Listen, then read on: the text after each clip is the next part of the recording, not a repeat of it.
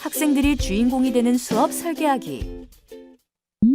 어떤 수업이든 수업 설계를 위해 가장 먼저 해야 하는 일이 학생들이 어떤 환경에서 공부하고 생활하는지를 살펴보는 것입니다. 우선 학생들이 거주하고 있는 곳의 지리적 위치를 파악하는 것이 필요합니다. 생활하고 경험했던 환경과 밀접한 교육 경험의 제공을 통해 삶과 삶이 일치되는 교육이 이루어질 수 있는데요. 농촌에 사는 학생과 도시에 사는 학생이 경험한 것이 다르듯 수업에서 다뤄지는 소재 또한 다르게 제공되어야 합니다. 둘째, 학생들의 경제적 상황 또한 수업에 있어 중요한 요소라 할 수 있습니다. 예를 들어 해외여행을 자주 다녀온 학생과 한 번도 다녀오지 못한 학생 사이에 해외여행이라는 주제에 대한 인식의 차이는 매우 크다고 할 수 있습니다. 1달러를 설명할 때 여행을 통해 1달러를 사용한 적이 있는 학생은 익숙하고 친숙한 느낌이 들 수 있지만 1달러를 사용해 본 적이 없는 학생에게는 매우 낯설고 생소한 느낌이 들 수 있습니다. 따라서 수업을 구성할 때에는 학생들의 경제적 상황도 고려해서 수업을 설계해야 합니다. 초등학교 학생들에게 부모의 역할은 매우 중요합니다. 조사학습을 과제로 제시했을 때 학습 조력자의 유무에 따라 학생들의 조사하는 자료의 질이 달라질 수 있기 때문입니다. 가족과 함께 많은 경험을 한 학생들과 학교에서의 체험학습이 전부인 학생들의 경험 수준은 매우 다르기 때문에 수업의 방향도 이에 맞춰 달라져야 할 것입니다. 교사가 되려는 꿈을 꾸고 처음 교사가 되었을 때 가졌던 나의 교육 철학을 얼마나 자주 떠올려 보고 있나요? 혹시라도 많은 업무, 학부모의 민원, 학생 상담, 성적 처리 등에 치여 하루하루 버티기에 급급하지는 않나요? 학생 맞춤형 수업 설계를 위해서 반드시 고민해야 할 부분이 교사의 교육 철학입니다. 내가 우리 반 학생들과 함께하고 싶은 배움은 무엇인가?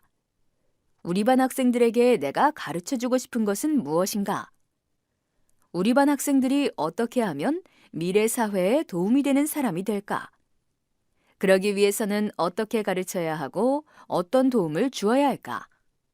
이 질문들로부터 교사의 철학과 고민을 바탕으로 수업은 시작되어야 합니다. 학생의 환경과 교사로서의 철학 사이의 절충점은 어떻게 찾아야 할까요?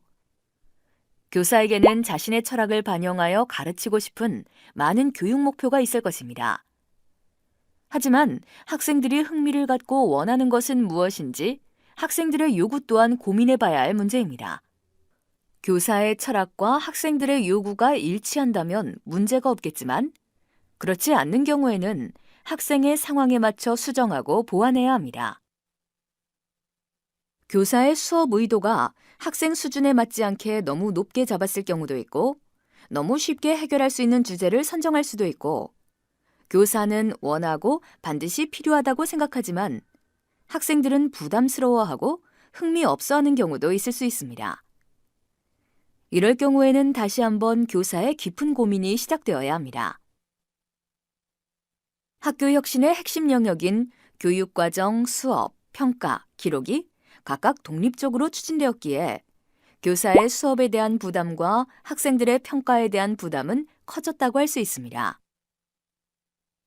이를 해결하기 위해 교육과정과 수업, 평가를 유기적으로 연결하여 기록까지 포함하여 일체화시키는 방안이 제시되었고, 이를 통해 학생의 올바른 성장을 돕는 참학력을 기를 수 있게 되었습니다. 이 일체화 과정에서 2015 개정 교육과정에서 추구하는 방향과 성취 기준을 반영한 교육과정 재구성을 기본으로 핵심 역량을 기를 수 있으며 넓게는 제4차 산업혁명 시대를 살아나갈 우리 학생들에게 필요한 역량은 무엇일까도 고려하고 반영하여 맞춤형 수업 설계를 해야 합니다. 우리 반 학생들에게 맞는 수업 설계를 위해서는 교사에게 교육과정 문해력이 반드시 필요한데요. 내가 선택한 성취 기준이 수업의 특성에 적합한지, 수업 중 활동과 평가가 우리 반 학생들에게 반드시 필요한 것인지, 또는 우리 반 학생 수준에는 적합하고 학습 과제와 평가의 수준을 조정해야 할 필요는 없는지에 대한 교사의 고민이 수업을 설계하는 데 있어 뒷받침되어야 합니다. 또한 교사는 수업을 설계하는 데 있어 교과 교육 과정의 성격과 내용을 분석하고 학생 수준에서의 요구를 분석해야 합니다. 이에 따라 재구성의 유형을 선택하고 내용 추가 및 내용 대체를 결정해야 하는데요. 이 교육과정 재구성 유형에 따라 교수학습 방안을 구안하고 재구성할 학습 요소를 선정하고 지도 계획을 수립합니다. 그리고 교과 수준에서의 1차 재구성과 학생 중심의 2차 재구성을 통해 내용의 점검과 평가 계획의 수립까지 함께 연계하여 수립해야 합니다. 또한 학습 상황의 유연성을 두어 학생들의 활동 과정에 충분한 시간을 제공하는 것도 또한 필요한데요. 이렇듯 교과의 성취 기준을 반영하여 교과 내용 지식을 우리 학생 수준에 맞게 어떻게 적용할 수 있는지를 고민한 후 수업 설계에 들어가야 하는 것입니다.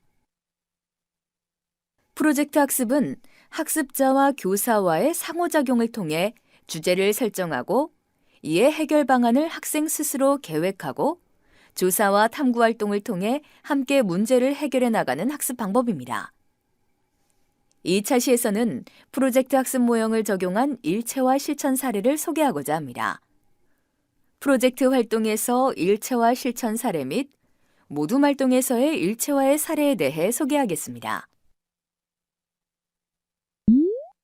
프로젝트 학습이나 모둠별 활동 과정에서 학생들이 자료 검색 활동이 많이 이루어지는데 이 부분에서 평가, 기록, 피드백의 일체화를 고려해 볼 수 있습니다. 학생들이 흔히 저지르기 쉬운 자료 검색 활동에서의 실수가 인터넷에서 찾은 자료를 복사하기, 붙여넣기로 자료의 양만 늘리는 행동이므로 자료 검색 활동 안내할 때에는 자신이 이해할 수 있는 수준의 자료를 찾아야 함을 반드시 인지시켜야 합니다. 그 후 수업 중 지속적인 행동 관찰, 과제 점검을 통해 수집한 자료의 수준을 확인하고 학생 개인별 피드백을 제공해 주어야 합니다. 이 과정을 기록으로 남기고 학교생활기록부에 교과학습 발달 상황에 기록해 주면 됩니다. 모둠 자료 발표에 대한 계획을 세우고 이에 따른 역할 분담 후 발표 연습과 발표로 활동이 이어질 수 있습니다. 이를 통해 학생들의 정의적 영역의 평가가 이루어질 수 있는데요. 모둠원끼리 동료 평가와 교사의 관찰 평가, 기록 활동이 전개된다는 것을 미리 학생들에게 안내해 준다면 활동 과정에서 좀 더 친구를 배려하고 의견을 적극적으로 나누는 능동적인 모습을 보일 수 있을 것입니다. 이때 교사의 관찰, 기록 활동을 본 학생이 짝에게 더욱 친절하게 설명해주고 적극적으로 도와주는 모습을 일부러 보이는 경우도 생길 수 있음을 참고하시기 바랍니다. 교사는 소외되는 학생이 없도록 수업 속 배움의 과정에 협력적으로 동참하고 안내자의 역할에 충실해야 합니다. 평가 계획에 따라 학습의 활동 속도와 수준을 조절해가면서 문제 해결 과정에서 학생의 갈등과 어려움을 같이 해결하고 극복하는 과정 속에서 학생과 함께 교사의 배움이 자랄 수 있습니다.